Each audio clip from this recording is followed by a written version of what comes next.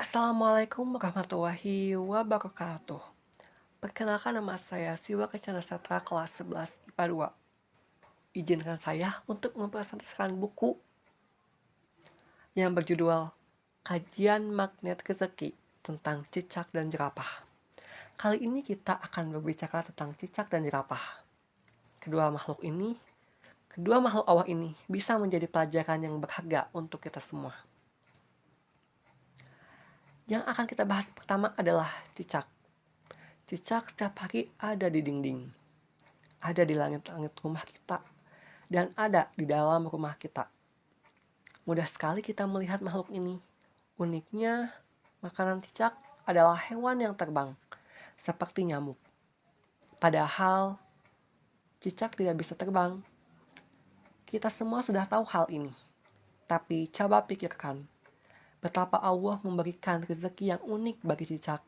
Kalaulah kita menjadi cicak, yang akan kita katakan kepada Allah adalah, "Ya Allah, ini gak adil. Kenapa kok rezeki atau makanan saya dari hewan yang bisa terbang, sedangkan saya tidak diberi bekal yang cukup untuk mengejar makanan saya?" Faktanya, cicak tidak mengeluh seperti itu. Cicak tidak pernah protes kepada Allah. Hewan itu hanya diam dan berusaha merayap jika datang seekor nyamuk menghampiri, lalu ditangkap. Seperti lagu-lagu yang berjudul Cicak-cicak di Dinding. Cicak berkeyakinan bahwa yang menciptakan rezeki itu bukan kita. Yang menciptakan itu atau yang menciptakan atau memberi rezeki itu adalah Allah. Ketika datang seekor nyamuk, maka saat itulah mulut cicak terbuka. Hap, hap, hap. Itulah ilmu cicak dalam menangkap nyamuk.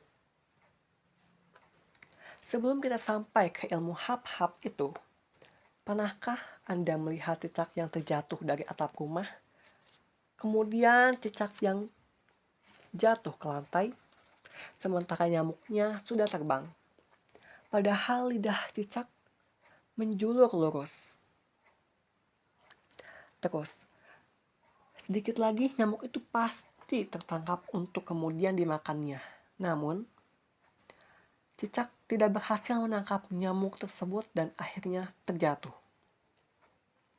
Coba kalau seandainya yang jadi cicak itu adalah kita, apa yang akan kita katakan kepada Allah?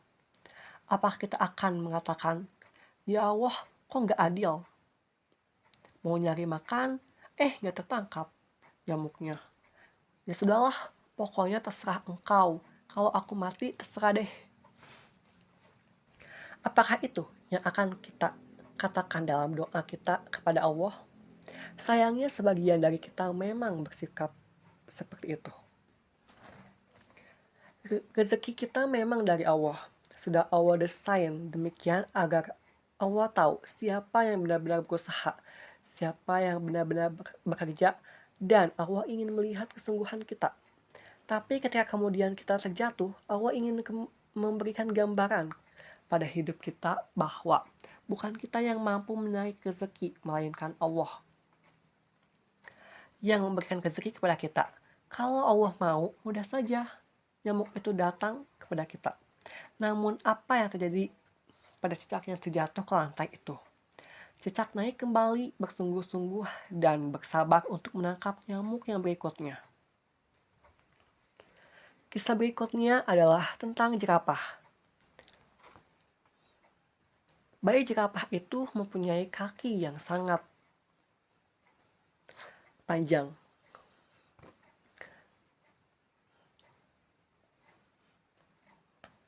Kemudian bayi jerapah itu berusaha untuk berdiri, tapi oleh ibunya ditendang sampai jatuh. Kemudian si bayi jerapah kembali dan mencoba berdiri lagi, tapi ditendang lagi. Dia berdiri lagi, tapi ditendang lagi oleh ibunya. Dan akhirnya dia tidak akan pernah melipatkan kakinya sampai meninggal dunia. Kesannya bagi kita yang melihat, ibu jerapah itu tega banget. Masa bayinya sampai ditendang begitu? Tetapi itulah kehidupan. Allah ingin menggambarkan kehidupan jerapah bahwa ibu jerapah itu mempunyai niat yang sangat baik untuk menjatuhkan si bayi jerapah ini. Tapi bayi jerapah ini nggak paham kenapa saya harus terjatuh terus-menerus. Untungnya, bayi jerapah mempunyai naluri. Ketika dijatuhkan, dia tidak protes. Coba seandainya bayi jerapah itu adalah kita. Mungkin kita akan melaporkan ibu jerapah ini ke pengadilan. Mungkin saat ini kita marah-marah ke ibu kita. Namun, bayi jerapah tetap bersabar. Ketika ditendang, dijatuhkan. Ia mengikuti prosesnya. Kalau seandainya Anda menjadi cicak dan menjadi jerapah yang dijatuhkan Allah, betapa bahagianya Allah seandainya Anda yang sedang terjatuh itu mengatakan kepada Allah, "Ya Allah, saya siap untuk naik lagi. Saya siap untuk bangkit lagi, belajar lagi. Seandainya engkau jatuhkan, saya siap untuk bangkit kembali. Engkau jatuhkan lagi, maka saya siap untuk bangkit kembali." Betapa bahagianya Allah seandainya Anda adalah orang yang seperti itu. Sebenarnya tujuan Allah menjatuhkan Anda pasti sangat mulia. Allah menjatuhkan Anda tidak mungkin Anda terjatuh sendiri. Ketika Anda terjatuh, pasti ada sebab dari Allah menjatuhkan Anda. Sebabnya bermacam-macam. Yang pasti adalah satu hal, yaitu pola seperti jerapah. Allah ingin Anda kuat. Allah ingin agar Anda tegar. Allah ingin agar Anda luar biasa. Dan kemudian Allah jatuhkan lagi. Kalau saat ini Anda sedang terjatuh, berbahagialah. Karena yang menjatuhkan Anda adalah Allah, bukan orang lain.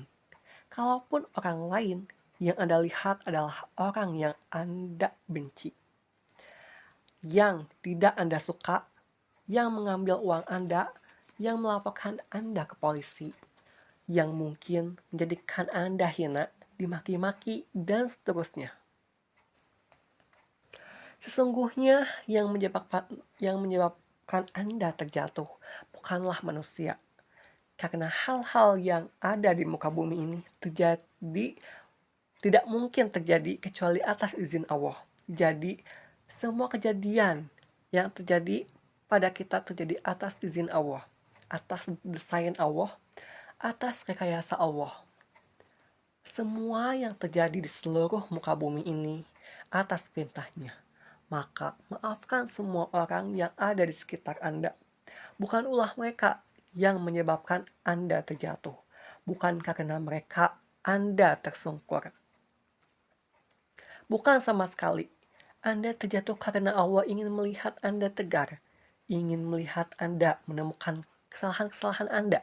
Ingin melihat Anda belajar lebih baik lagi. Ingin melihat Anda menangis dan menyebut namanya, lalu bangkit kembali seperti bayi jerapah yang siap untuk berdiri. Di balik kesulitan yang sedang menimpa Anda sekarang adalah janji Allah yang menginginkan Anda menjadi manusia luar biasa. Kalian adalah sebaik-baik manusia yang dikeluarkan Allah Subhanahu wa Ta'ala untuk manusia yang lain. Untuk itu, tunjukkan bahwa Anda adalah manusia mulia. Tunjukkan bahwa Anda adalah manusia terbaik. Manusia terbaik bukan berarti orang yang tidak pernah gagal, tidak pernah salah, tidak pernah berdosa. Manusia terbaik adalah ketika mereka melakukan dosa atau kesalahan, kelalaian, kehilafan, lalu mereka bangkit dan berdiri sekedar meminta ampun kepada Allah Subhanahu wa Ta'ala dan siap untuk menerima babak kehidupan baru yang jauh lebih baik. Terima kasih. Wassalamualaikum warahmatullahi wabarakatuh.